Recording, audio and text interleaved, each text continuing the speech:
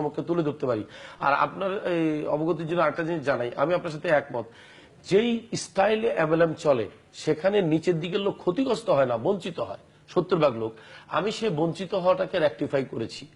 আমি করেছি কি 2007 সালে আমি একটা থিসিস লিখেছি যেটার উপর আমি ডক্টরেট করেছি, এবং ক্যালিফোর্নিয়ার ওয়ার্ল্ড ইউনিভার্সিটি অফ ক্যালিফোর্নিয়াতে তারা বলেছে হ্যাঁ তোমার এই থিওরি যে প্রযোজ্য। থিওরিটার নাম ছিল এই যে MLM can provided financial and personal freedom to the mass people of Bangladesh perspective.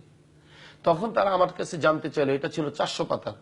সেইখানে আমি যেটা চেঞ্জ করেছি, রেকটিফিকেশন করেছি মানুষের সেফটির জন্য, যেটা ওয়ার্ল্ডে বিরল, সেটা হচ্ছে আমি 100% লোককে বেনিফিসিয়ারিতে নিয়ে আসছি, তবে আনুপাতিক হারে কম বেশি।